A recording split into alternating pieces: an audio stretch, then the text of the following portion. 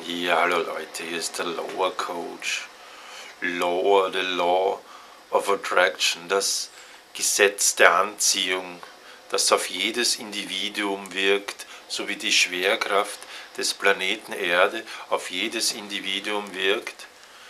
Du musst nicht in die Schule gehen, um das zu lernen, mit der Schwerkraft umzugehen.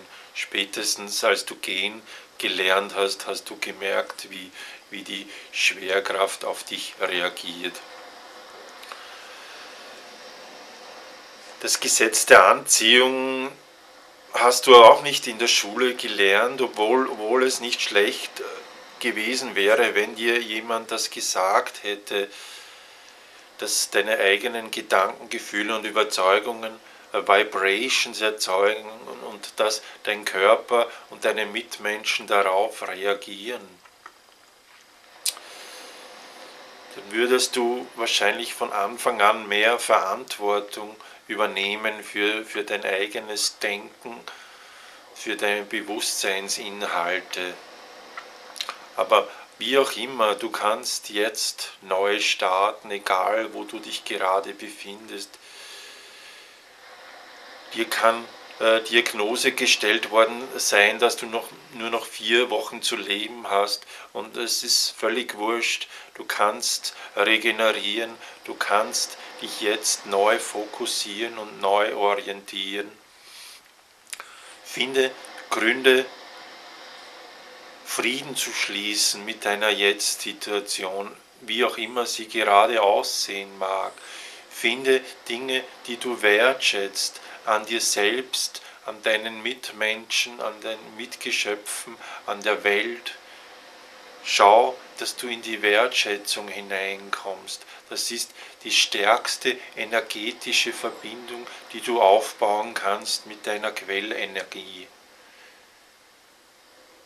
Mit dem Göttlichen, mit deiner Seele, mit der Kraft, die dich heil machen kann. Finde etwas, das du wertschätzen kannst, und wenn es dein Haustier ist oder die Blumen im Garten oder die Sonne, die gerade scheint, oder der Fluss, in dessen Nähe du wohnst, oder der Berg oder was auch immer, oder dein Hobby, das du gerne machst, deine Interessen, die du gerne verfolgst. Finde etwas, das du wertschätzen kannst, und du öffnest dich für die Energie,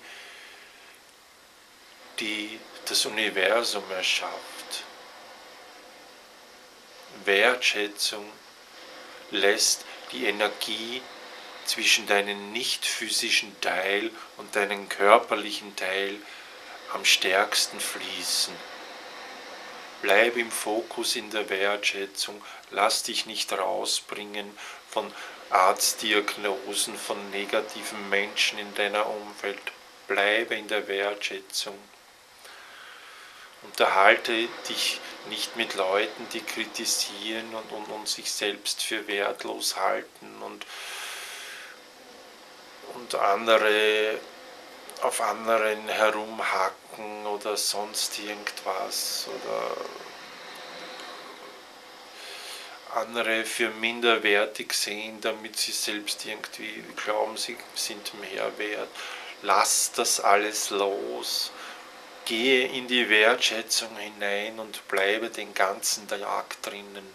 Schau, dass du in der Früh eine Viertelstunde Meditation kommst. Fokussiere dich auf Dinge, für die du dankbar bist und die du wertschätzen kannst. Und du öffnest dich für die Quellfrequenz in dir, die ständig zu dir fließt, aber dein Mangel an Wertschätzung hat diesen Fluss zum Stocken gebracht und hat dich krank gemacht oder könnte dich krank machen. Darum öffne dich jetzt für Wertschätzung. Gerne helfe ich dir als Lower Coach dabei, dich täglich mehr und mehr für Wertschätzung zu öffnen, zu dir selbst, zu deinen Mitgeschöpfen und zu deiner Umwelt. Melde dich bei mir. Ich wertschätze dich gerne. Ciao.